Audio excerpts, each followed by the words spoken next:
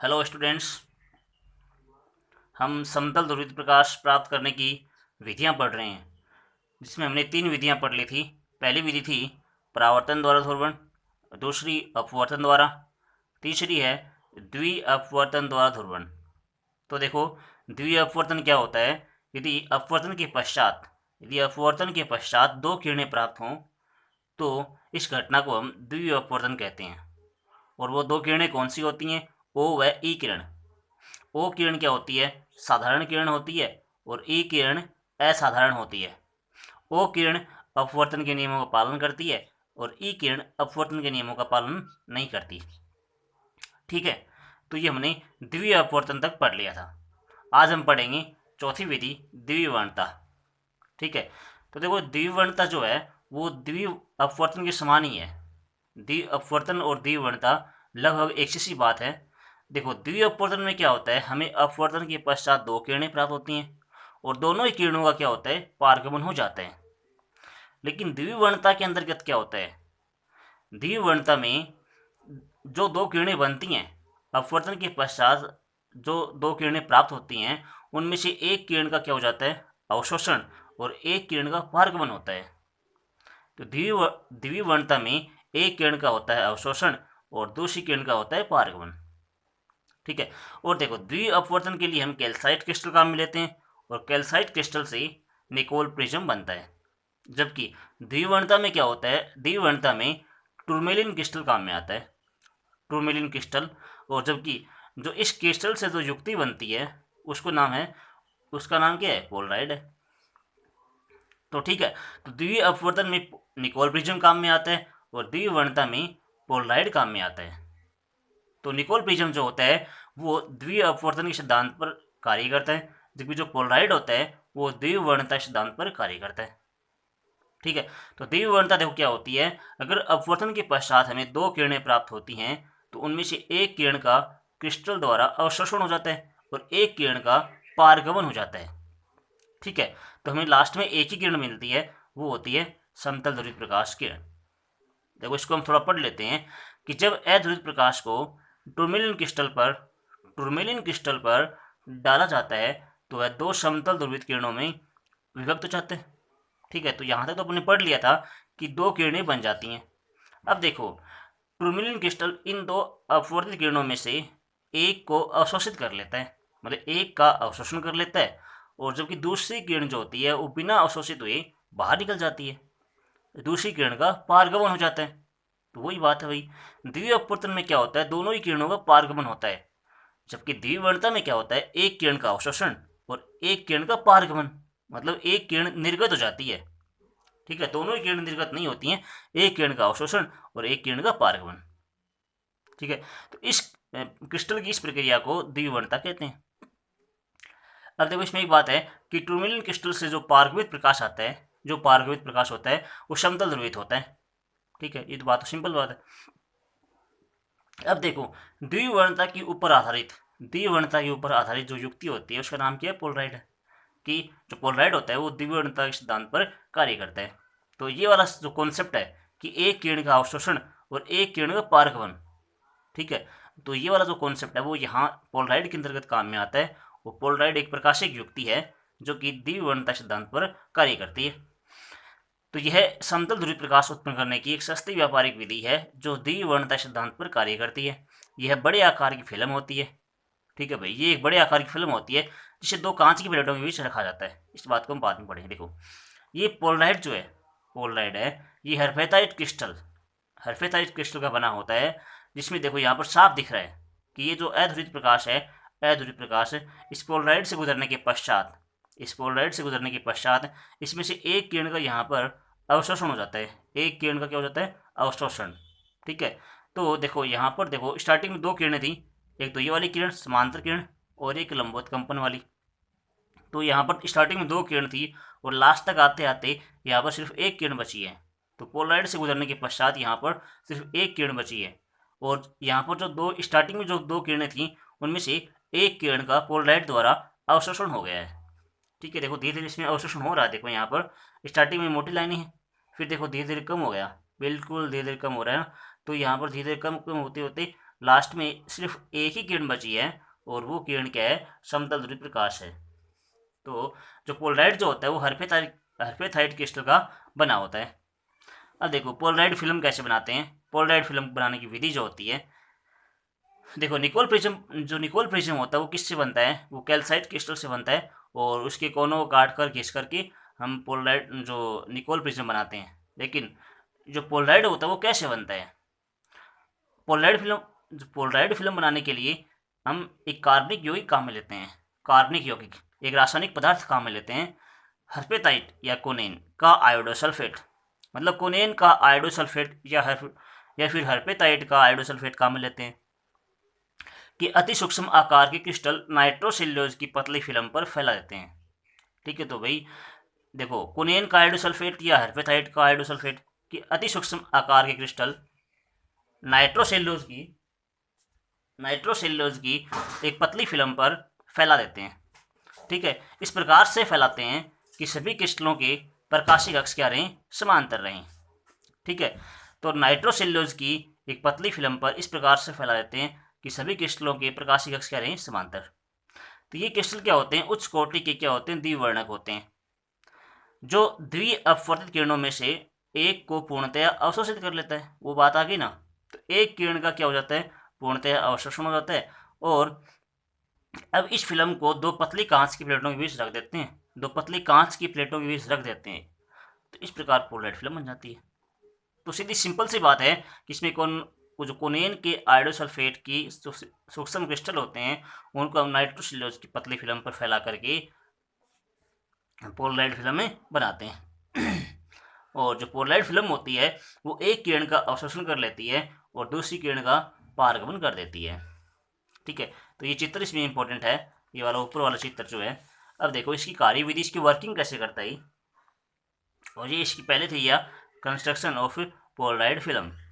ठीक है, अब देखो इसकी वर्किंग देखेंगे कि कैसे किस प्रकार से पोलराइड काम करता है। तो देखो वही काम इसका, जब किसी अध्रुवित प्रकाश की किरण को पोलराइड से गुजारते हैं तो वह दो समतल ध्रुवित किरणों में विभक्त हो जाते हैं।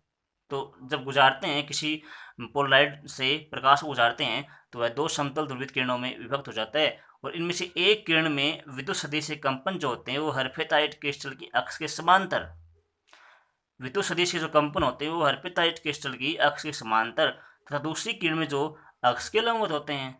ये मेन बात है इसमें, देखो कि विद्युत सदिश के जो कंपन होते हैं, एक किरण में जो कंपन होते हैं वो क्रिस्टल की अक्ष के समांतर और दूसरी किरण में जो कंपन होते हैं वो लंबवत होते हैं। अब देखो आगे, लंबवत कंपन वाली किरण का क्या होता है, पूर्णतः अवशोषण हो जाता है। लंबवत कंपन वाली किरण का पूर्णतः अवशोषण होता है और समांतर कंपन वाली किरण का क्या हो जाता है, पारगमन हो जाता है, अर्थात वो निर्गत हो जाती है। देखो इस बात को यहाँ से समझेंगे अपन। ये कॉन्सेप्ट है कि जिस किरण के, यहाँ पर दो किरणें बन रही हैं, एक ये वाली किरण, एक डॉट डॉट वाली किरण। तो जिस किरण के जो कंपन है वो लंबवत कंपन है, जिस किरण की कंपन क्रिस्टल की अक्ष के लंबवत हैं उसका अवशोषण हो जाता है, और जिस किरण के जो कंपन है वो समांतर कंपन है, जिस किरण की कंपन समांतर कंपन है उसका पारगमन हो जाता है। तो देखो इसका जो ये डॉट डॉट डॉट डॉट है इसके समांतर कंपन है ये वाले, तो ये समांतर कंपन वाली किरण का पारगमन हो रहा है। और जिसकी कंपन लंबवत हैं, देखो यहाँ पर लंबवत कंपन और समांतर कंपन की बात क्यों कर रहे हैं, लंबवत का मतलब यहाँ पर क्या है, क्रिस्टल की अक्ष के लंबवत है, और समांतर का मतलब यहाँ पर क्या है, क्रिस्टल की अक्ष के समांतर। ठीक है, कागज़ की नहीं बात कर रहे हैं यहाँ पर, अपन क्रिस्टल की अक्ष की बात कर रहे हैं। ठीक है, कागज़ के लंबवत नहीं है। देखो डॉट का मतलब कागज़ की लंबवत होता है और इसका मतलब कागज़ के समांतर होता है। लेकिन यहाँ पर बात थोड़ी उल्टी बात कर रहे हैं अपन। यहाँ पर क्या बात कर रहे हैं कि जो डॉट डॉट है ना, डॉट डॉट उसके जो कंपन है वो क्रिस्टल की अक्ष से समांतर हैं, और जो ये वाले जो कंपन है उसके जो कंपन है वो क्रिस्टल की अक्ष के लंबवत कंपन है। तो अगर लंबवत कंपन है तो वो नहीं जा पाएगा आगे, इसको पार नहीं कर पाएगा, तो इसका अवशोषण हो जाता है। और जिसके समांतर कंपन है वो इसको पार कर जाता है, तो इसका पारगमन हो जाता है। तो सीधी सी बात है भाई, जिसके जो कंपन है वो लंबवत कंपन है उसका अवशोषण, और समांतर कंपन वाली किरण का पारगमन हो जाता है। तो ये हमने पढ़ लिया आज। देखो क्या क्या पढ़ा है, द्विवर्णता हमने पढ़ी है, और इससे पहले क्या आया था, द्विअपवर्तन आया था। द्विअपवर्तन के अंदर दो किरणें बनती हैं और दोनों किरणों क्या होता है, पारगमन होता है, जबकि द्विवर्णता में ऐसा नहीं होता है। द्विविवर्तन में क्या होता है, एक किरण का अवशोषण और दूसरी किरण का पारगमन। तो हमने पोलराइड पढ़ा, पोलराइड फिल्म बनाई, उसके बाद हमने इसकी वर्किंग पढ़ी। अब देखो इसके बाद क्या पढ़ेंगे, इसके बाद देखो इसका उपयोग पढ़ेंगे कि जो पोलराइड होता है वो पोलराइड कहाँ काम में आता है। तो हमने एक तो अभी भी उपयोग पढ़ा है कि इसका उपयोग जो होता है वो समतल ध्रुवित प्रकाश प्राप्त करने में किया जाता है। हम अभी भी पढ़ के आए हैं कि समतल ध्रुवित प्रकाश प्राप्त किया था, एक किरण का अवशोषण हुआ था और दूसरी किरण का पारगमन हुआ था। जो पारगमित जो किरण होती है वो समतल ध्रुवित होती है। ठीक है, ये हमने पढ़ लिया। अब देखो जो दूसरा उपयोग होता है वो कहाँ कैसे काम में आता है। देखो दूसरा उपयोग जो होता है कि कार व अन्य वाहनों के वातरोधी कांच पर पोलराइड की परत चढ़ाते हैं। ठीक है भाई, जो कार होती है, कार या ट्रक जो भी होती है, वाहन जो होते हैं, उनकी जो खिड़कियाँ होती है, खिड़कियों पर पोलराइड की परत चढ़ी होती है। पोलराइड की परत चढ़ी होती है। पोलराइड की परत क्यों चढ़ाते हैं भाई, ताकि जो बाहर से जो प्रकाश आता है ना, बाहर से जो प्रकाश है उसकी तीव्रता कम हो जाए। उस पोलराइड की फिल्म से टकरा करके जो प्रकाश की तीव्रता कम हो जाती है। ठीक है भाई, तो प्रकाश की तीव्रता को, बाहर से आने वाले प्रकाश की तीव्रता को कम करने के लिए हम पोलराइड की परत चढ़ाते हैं। ठीक है, तो ये क्वेश्चन पूछ लेते हैं कई बार कि वाहनों की जो खिड़कियाँ होती हैं, वातरोधी जो कांच होते हैं, उन पर पोलराइड की परत क्यों चढ़ाते हैं ताकि बाहर से आने वाले प्रकाश की तीव्रता को कम किया जा सके, जिससे अंदर बैठे हुए आदमी आराम से बैठ सकें। तीसरा उपयोग क्या है, इनका उपयोग त्रिविमीय चित्रों को देखने में किया जाता है। त्रिविमीय चित्रों को देखने में, 3D जो फिल्म होती है, 3D मूवी, और जो अपने सन ग्लासेज होते हैं, जो जो धूप में जो चश्मे लगाते हैं अपन धूप में, उन चश्मों में जो होते हैं वो अपन पोलराइड फिल्म काम में लेते हैं। जो खिलाड़ी पहनते हैं ना, जो प्लेयर्स होते हैं, क्रिकेट प्लेयर जो होते हैं, तो जो प्लेयर्स होते हैं वो पोलराइड फिल्म से बनी हुई चश्मे ही काम में लेते हैं। तो इनका जो उपयोग जो होता है वो त्रिविमीय चित्रों को देखने में किया जाता है। पोलराइड की व्यवस्था बहुत अच्छा टॉपिक है। पोलराइड की व्यवस्था, देखो पोलराइड की व्यवस्था कैसी होती है। देखो दो पोलराइड यदि समांतर रखे हुए हैं, अगर दो पोलराइडों की जो पास पास दो पोलराइड रखे हुए हैं, यदि उनकी प्रकाशिक अक्ष समांतर है, ये इसकी प्रकाशिक अक्ष होगी भाई। अगर दो पोलराइडों की जो प्रकाशिक अक्ष है वो एक दूसरे के समांतर है तो समांतर व्यवस्था होती है। अगर दो पोलराइडों की जो प्रकाशिक अक्ष है वो एक दूसरे के लंबवत है, कि ये इसकी प्रकाशिक अक्ष और ये इसकी प्रकाशिक अक्ष, देखो यहाँ पर एक दूसरे के लंबवत है, ये लाइन और ये लाइन एक दूसरे के लंबवत हो गई, तो ये हो गई लंबवत। अगर दो पोलराइडों की प्रकाशिक अक्ष एक दूसरे के लंबवत है तो वो क्रोशित व्यवस्था होती है। अगर दो पोलराइडों की प्रकाशिक अक्ष एक दूसरे के समांतर है तो वो समांतर व्यवस्था होती है। तो यहाँ पर साफ साफ दिख रहा है आपको, ये और ये समांतर लाइन है और ये लंबवत लाइन है। तो इसमें थीटा इक्वल टू 90 होता है, इसमें थीटा इक्वल 0 डिग्री होता है। अब देखो समांतर व्यवस्था में अधिकतम तीव्रता प्राप्त होती है। देखो ये बात हम पीछे पढ़ के आए हैं, पोलराइड के अंदर हमने ये बात पढ़ी थी कि समांतर कंपन, देखो इसमें समांतर व्यवस्था है, तो समांतर कंपन वाली किरण का क्या होता है, पारगमन होता है। और जब पारगमन होता है तो अधिकतम तीव्रता प्राप्त होती है। देखो यहाँ पर हमने पढ़ा था कि समांतर कंपन वाली किरण का पारगमन हो जाता है और लंबवत वाली का अवशोषण हो जाता है, कि लंबवत वाली का पूर्णतः अवशोषण और समांतर वाली का पारगमन।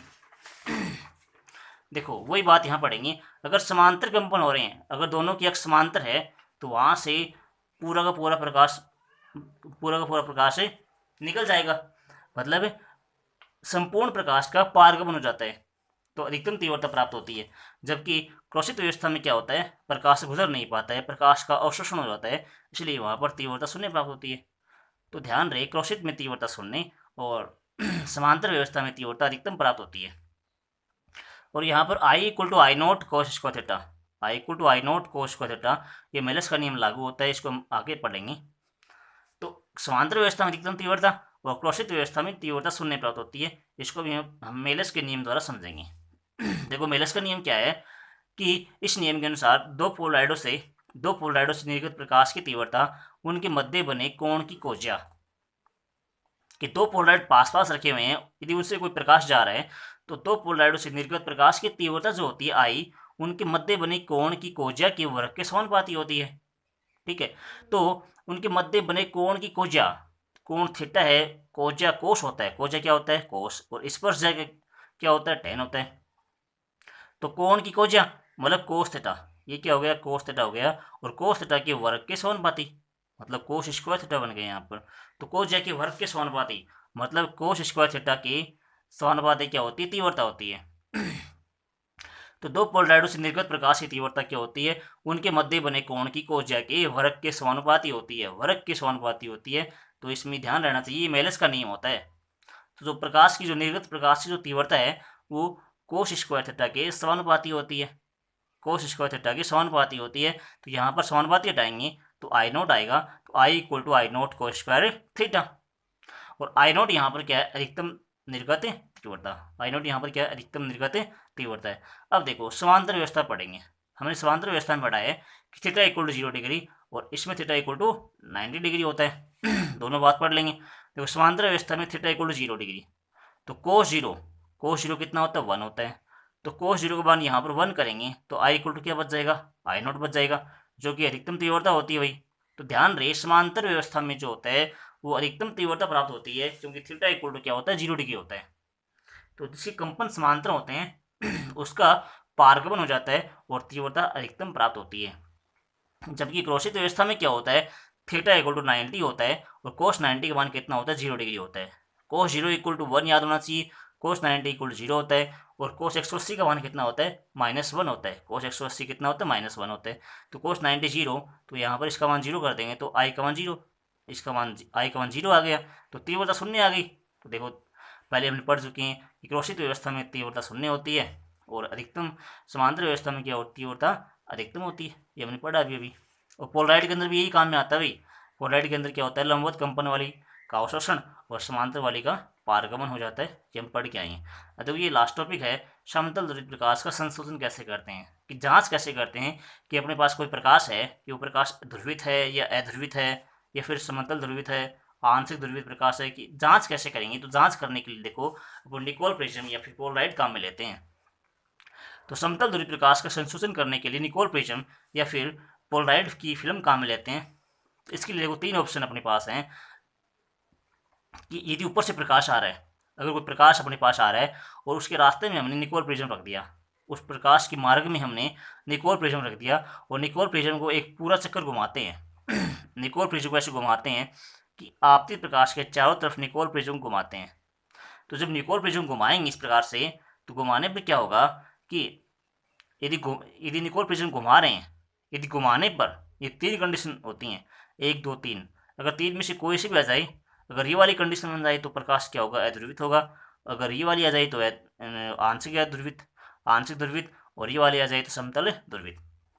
तो अगर निकोल प्रिज्म को घुमाने पर इनमें से कोई सी भी कंडीशन आ रही है तो उससे हम पता कर लेंगे कि प्रकाश कौन सा है। तो अगर निकोल प्रिज्म घुमा रहे हैं theta equal 0 degree, 90 degree, 180 degree पर और 270 डिग्री पर निकोल प्रिज्म को आपतित प्रकाश के चारों तरफ से घुमा रहे हैं। तो देखो यदि निर्गत प्रकाश की तीव्रता में कोई परिवर्तन नहीं होता है, यदि निर्गत प्रकाश जो आ रहा है ये आपतित है और यहाँ से ये निर्गत है, अगर ये निर्गत प्रकाश है इसकी तीव्रता में कोई परिवर्तन नहीं आता है, तो समझ लेना कि जो प्रकाश है वो कौन सा है, अध्रुवित है। यदि तीव्रता में थोड़ा बहुत परिवर्तन होता है, यदि तीव्रता में थोड़ा बहुत परिवर्तन होता है तो समझ लेना कि जो प्रकाश आया था वो आंशिक ध्रुवित होता है। अगर थोड़ा बहुत होता है परिवर्तन तो देखो नाम से स्पष्ट है, आंशिक होगा। अगर बिल्कुल परिवर्तन नहीं होता है इसका मतलब क्या हुआ है, ध्रुवित है। अब देखो सबसे ज़्यादा इंपॉर्टेंट ये वाली चीज़ है इसमें, देखो क्या इंपॉर्टेंट है कि